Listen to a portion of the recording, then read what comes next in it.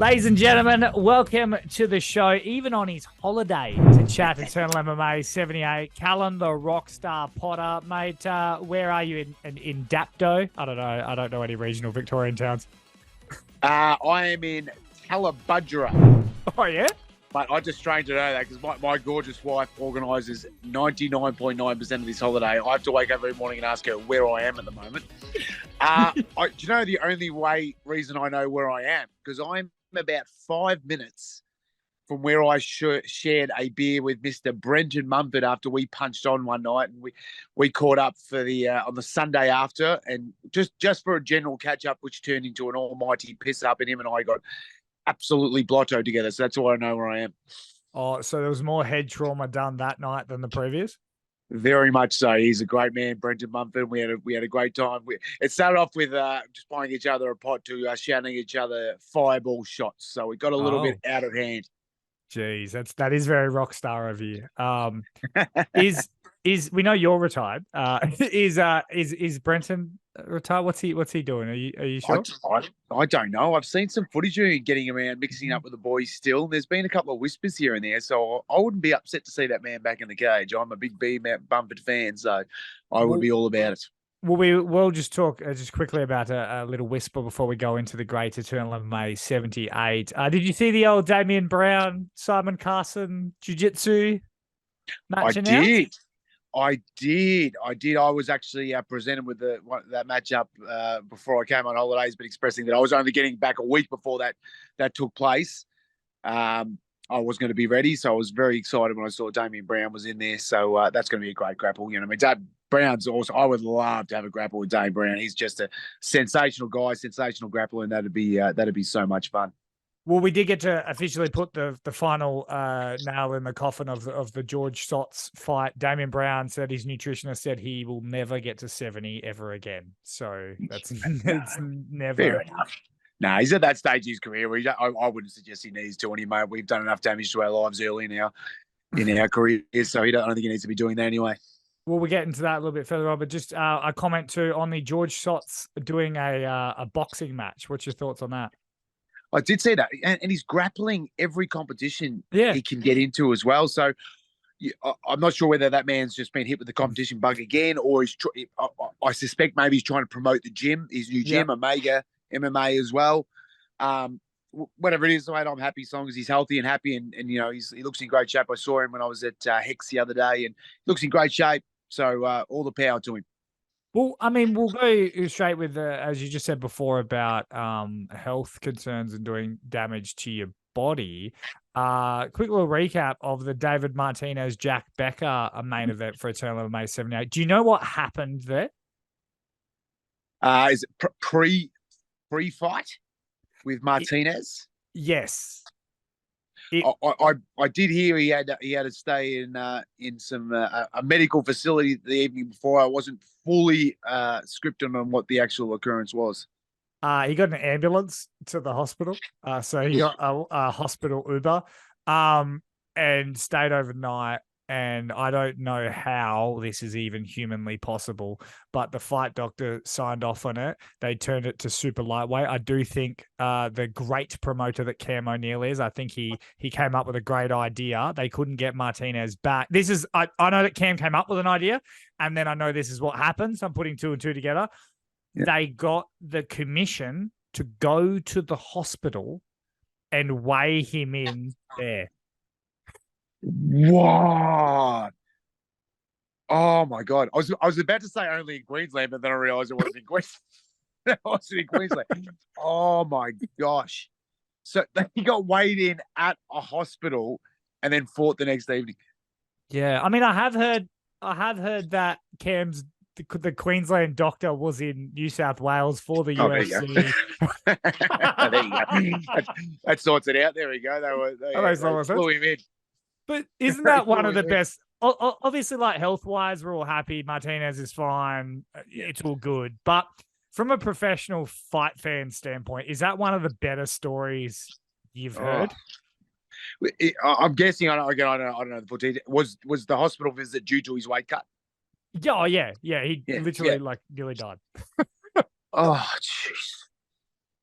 Like, and then the way he fought, like he still pushed a pace for 3 rounds. That man, you know, it's just he doesn't. I just don't think that man. You know, what I mean, and I'll go on about Becker, even though he lost that fight. I'm number one fan guy Becker. But I just don't think Martinez gets enough credit. You know what I mean? He's a goofy kid, and I'm sure he's self-admittedly. You're going to see him front and center at the next Comic-Con. I've got no doubt about that. But I love that. I just love that about him. I love every bit about it. But that man can fight, and he's there to fight. He strike. Everyone thinks he's just going to get you back and choke you. That man was throwing great leather the other night, mate. So he can fight. He deserves a lot more respect. And even going on the pre-fight stuff, his wife is his manager. As a man that has had a manager and has a wife, do you think those two could be the same? She's within earshot, mate. What are you trying to do to me, all right? Jesus. No, it's a short answer. No, it wouldn't work for me. Well, in saying that, my wife did help with a lot of because I'm absolutely shizen when it comes to the dollar figure. So my wife did help because she does a lot of the financial stuff. Anyway, she helped with a couple of purse negotiations because people would go around and go, "Hey, Gal, do you want to fight for $200?" I go, "Yeah, that sounds good. I can do that." So she helped with that. As far as just a general overview of everything, no. I was happy for just her to being a very great support, which she was, but to have them in that front and center, she's in the corner as well, isn't she? Yeah.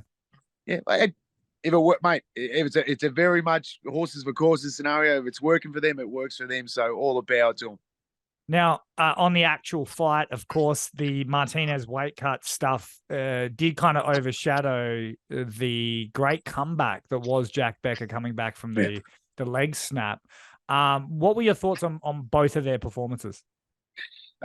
Great fight again, and I'm glad Martinez pointed out like he's a class act. It's pointing out how great it was to see Jack Becker back in there. Horrific injury, you know what I mean? It's very interesting because we had a similar thing at the highest level with Chris Weidman recently doing the same thing, finally getting back in there. It's a horrific injury that can take a lot longer than Becker was actually out for. To see him in there throwing the leg kicks and enjoying that, so that side of it, just stoked to see him back in there and still put on a really high level performance. I believe he looked his not even his timing, just his smarts and his whereabouts were just a little off. Like he'd been out of it for so long that some of the choices he was making at certain times were just a little off. You know what I mean? I think he would self-admit that. You know what I mean? He looked in great shape. He looked really fit, physically fit. Striking looked good. His grappling looked good.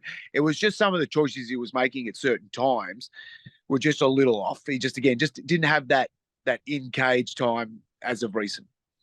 How, as a fighter that took a long journey to get to the UFC, it's no secret. I mean, he was signed to Paradigm, which is now chosen advisory, which they're right up there with the UFC. Jack Becker was literally like, you beat Aiden Aguilera in Perth, you're in. He snaps his leg. He then comes back, loses to Martinez. I mean, we're all stoked to see him back. I'm sure he never thought at stages he could even come back, and now he's back. But he is quite a well off now, the UFC. How, as a fighter, do you sort of wrap your head around that? Well, it is and it isn't. Like I get it's horrible, and like I said, when you're that close, you're literally on the cusp. You're just going to get your job done, and now you've taken 2 or 3 steps back. It's still only 2 or 3 steps. Like Mr. Becker hasn't touched 30 yet, has he? I think just maybe 31. I think he's 92. Yeah. So he barely there. He has still got the time, and the avenue is still there. If he shows he is good enough, he needs to get himself back together, get back in. Obviously, I think he's fairly uninjured from that fight. Get back in, knock off a couple of those high. Look, it's the avenue there is so clear. As much as he's now not that 23, 24, he's not Quillan Salkilld. You know what I mean? He's not that young kid with that like semi-unblemished record about to have been. There is still an avenue for what he is because he is a super high-level fighter. So you know what I mean? I am the consummate optimist, but I still believe there's an avenue for them there. That's where he's chasing.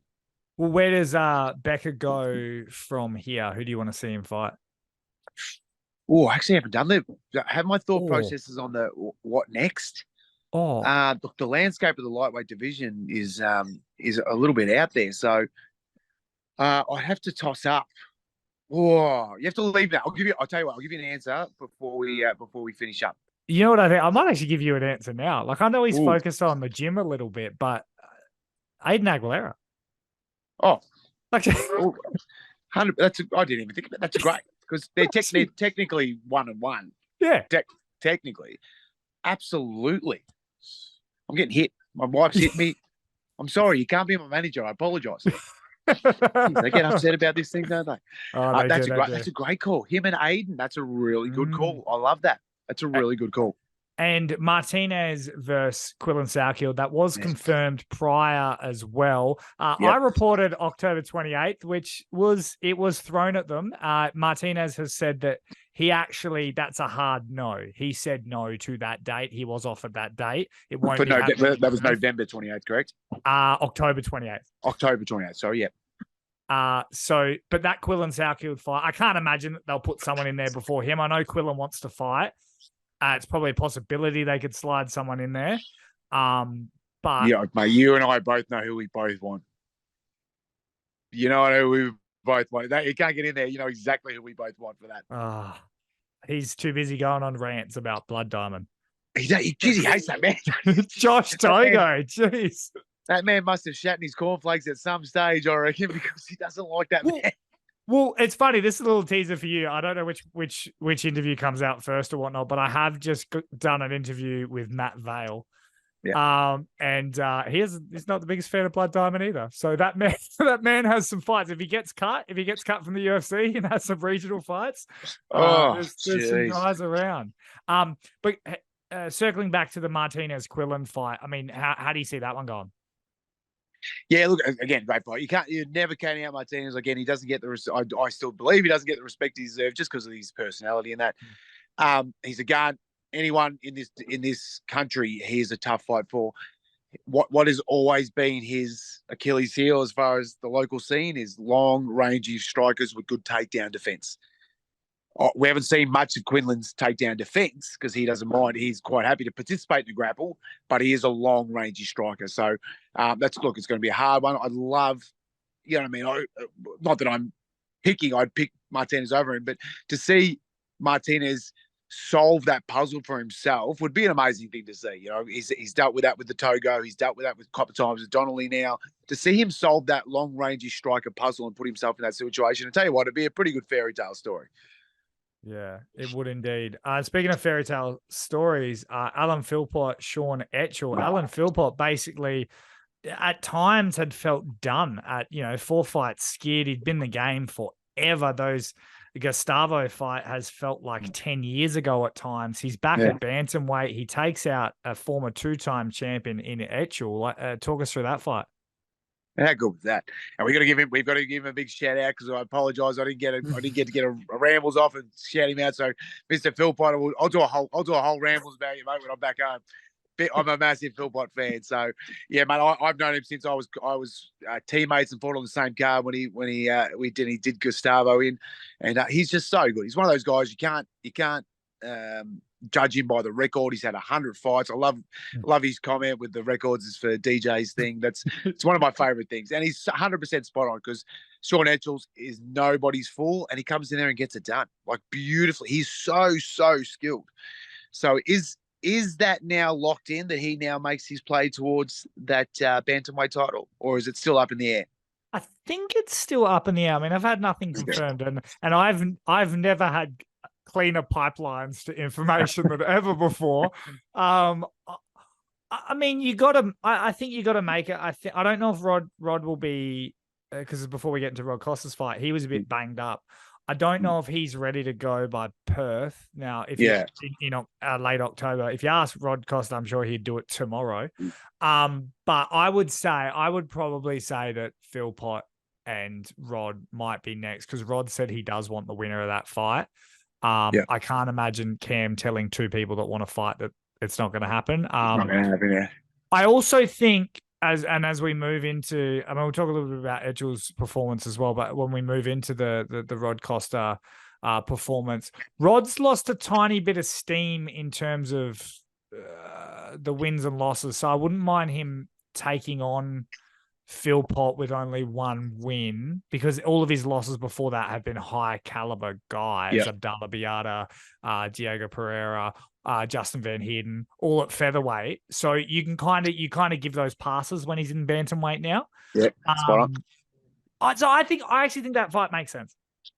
I have no issue with that fight. I have absolutely no issue with that fight at all. Again, because of his record. Yes, he's coming off 3 hard losses at a pretty steady weight class, but he's that level. You know what I mean? It's one of those things where you can't go by just the previous 5 fights or anything. He is at that level. You know what I mean? It's a fight we haven't seen. I'd love to. I would, if someone said, "Hey, Costa and Philpott are going at it," I'm there watching it.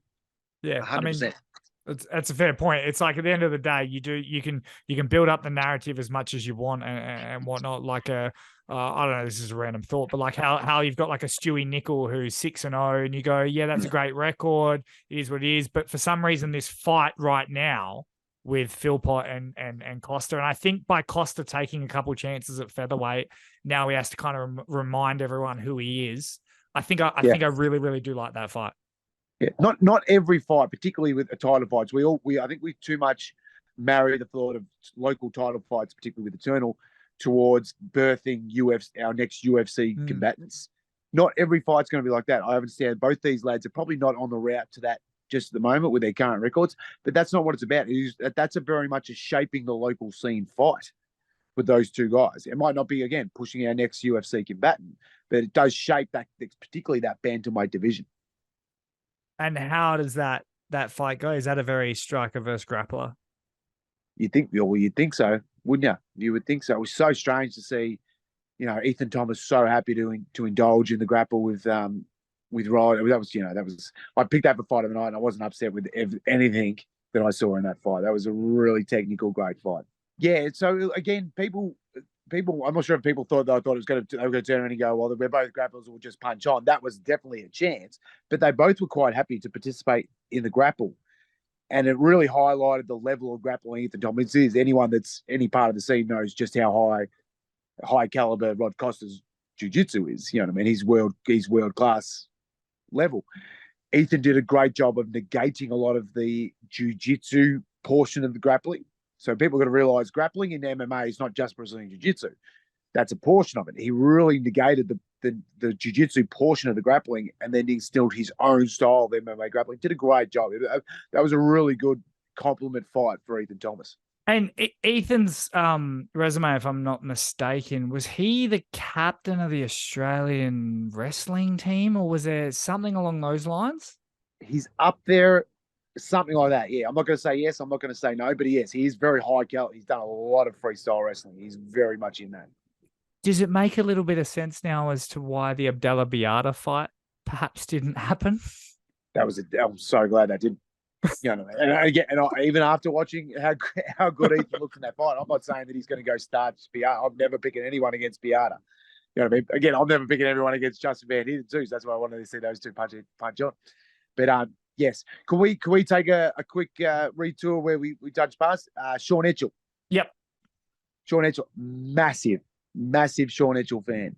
I've seen that guy since Valor days where he knocked people out by slamming them out of arm bars.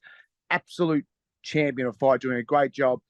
And he's doing a good job of maintaining his level, predominantly training down in his hometown of Tasmania. One of the big things I was about as a fighter and as a coach, losses are sometimes going to happen. Multiple losses in a row, it sucks and something you never want to experience. But again, in this sport, is going to happen. One thing I would never tolerate, and I still don't tolerate that, is multiple losses in a row in a similar fashion. Yeah. So he's now lost 3 in a row. Again, sadly in MMA, it's such an easy sport. It can happen. But he's lost 3 in a row through rear naked choke. So this is certainly not throwing shade on Etchell. Again, I'm number one Etchell fan. But what I would love to see that man do now, if he's going to decide that he wants to, because he's still under young, he's got a lot of career left in him. He needs to really indulge in what's letting him down. He has great grappling. He does have great grappling. He's got great takedown defense, and he's got a really good explosive striking and a gas tank like 3 Clydesdales. He's got to make sure he takes care of that part of his game before he decides to get back in that cage. Has he ended up in the same position? Like, have you watched those fights, and is it the same similar situation that's getting him there? He's overly reliant, and I've seen him front and center. I was cage side when he fought Sam Hibbert, an amazing performance. Sam Hibbert, a really good grappler too. He's overly reliant on his scramble and his conditioning. He's got lungs like a whale. He knows that he's going to go from round 1 to round 3. So any bad situations, he just hits that scramble button and he's out. High level grapplers are going, oh well, mate, mid scramble, I'm sticking you right here. And that's where he's getting caught. Rod Costa, Alan Philpott, these guys are very high-level grapplers. And as soon as you try to just rely on that scramble, they'll pin you where they need to pin you in that scramble. So it's great to have that scramble button. You want to make sure that's there, but you also need to if I was his coach, you know what I mean? Steve Wallace down in Tasmania, he's a great coach, and I'm sure he's doing all the right things for him. If I was his coach, the first thing I'd be saying to him right now is, we're going to go find the nearest high-level jiu-jitsu gym. We're chucking a gi on you, and you're spending 6 months grappling in a gi. So you can just slow down. You try and scramble in a gi. Yeah. You know what I mean? It just doesn't happen. You're going to get pinned in positions. And if you want to get out of there without getting stuck in there, you're going to learn how to brace yourself, move yourself, 100 little movements instead of one big, massive scramble movement, just to take that out. Because he fixed that part of his game. He was in road to UFC. He was a very similar story to Becker. He was at that level. He's really just got to tighten up that side of his game so he can get back to it. And what do you want to see him do next? Is there a guy out there you think for him? Do you think he should go back to flyweight? Like, what's your thoughts with Etchell? It's just so hard. Bantam flyweight divisions, like as we say, it's not crazy deep. It's not crazy deep in the local scene. So either or, I think he's more than capable of applying his trade at bantamweight. He's more than big enough and strong enough.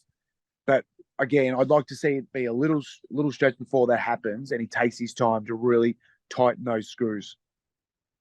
And rounding out the card, I mean, we won't go too deep into the others, but I mean, you had the likes of the Josh Kuhne TKO, Seb Saleh had an amazing striking performance. Cooper Royale, young guy bursting onto the scene. Who stood out for you in those other bouts? They were all really good, mate. They were all good. I was so stoked. Again, I'm supposed to be here on holiday, and my wife's whacked me over the back of the head because I'm watching Eternal fights while going. Do you know what? I might have some inside word. Again, you and I do it every week anyway. Every time. But we do it every week, and I'm probably going to get in trouble. But I've some inside word. I won't go through my source, but I've got an inside word of who Josh Kuhne might be sharing the cage with next. Oh, yeah? Who? Yeah, I've heard a whisper that there might be some plays for maybe Josh Kuhne and Raja Shippen. No. I won't go through my sources. But that's a Hex guy and an Eternal guy. Oh my, that's all going on now. It's all happening. They're all going freelance. Where's it happening? They're all going Sweden, and they're just mixing in the middle. Where do you think it's happening? No idea. That's a super interesting fight. I tell you what, Raja Shippen. I put in the exact same category as Alan Philpott. I'd love to watch those two fight. That'd be an amazing fight if that ever happened somewhere down the line. But you can't ever count those guys out because you look at their numbers game. But they're both just extremely skilled people. Jeez, that's a very, very interesting. I also know, I'm gonna throw out one here too.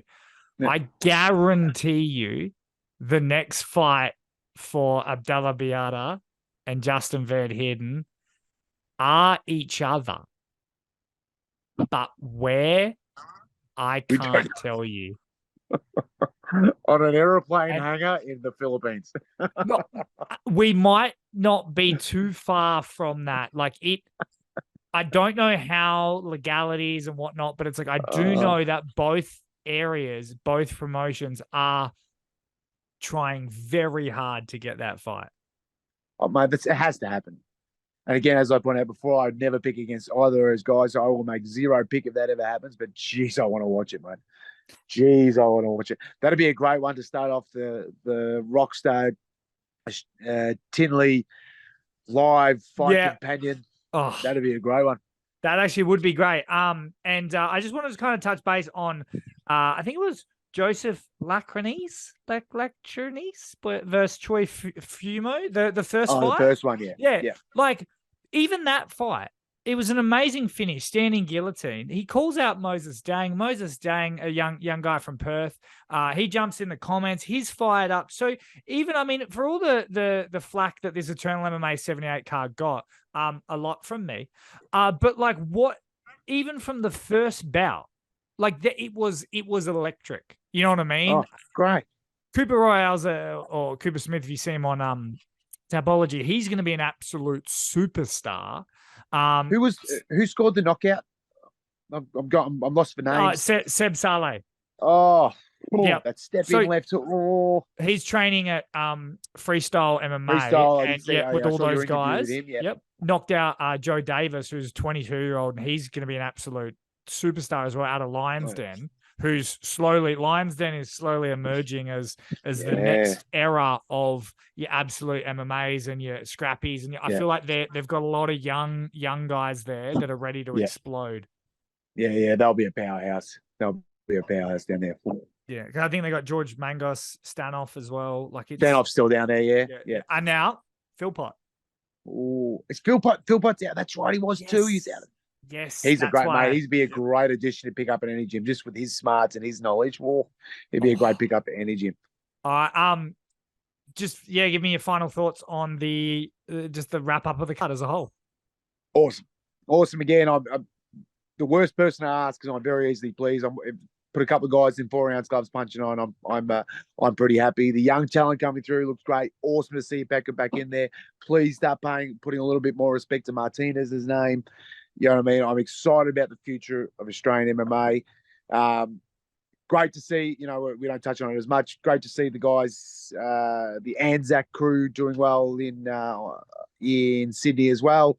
Much love out to Farjak Jenkins, very close mate of mine. And, great to hear that there was no breaks or anything. I was walking around at the Australia Zoo that day with my family doing patting koalas. And I said, listen, I'm just going to let you guys know at some stage today, I'm going to have to turn my phone on because one of my mates, I didn't see any other fight on that card besides that. So great to hear there's no serious injuries and we wish him the quickest thing. I just want to put that out there too because we've got a lot of love for Jack. I've known Jack since he was a pimple-headed teenager. So great to see that there's no major injuries so far. Let's hope it keeps going on that way. But awesome to see all the guys that did well on that card. The local cards going good, mate. Just Australian MMA. We are spoiled again, Mitch. Oh, we are indeed. Ladies and gentlemen, Callan, the Rockstar Potter. Like we said, we could talk for hours, but his wife and soon-to-be manager would just drive off in that caravan. Yes. Get around it.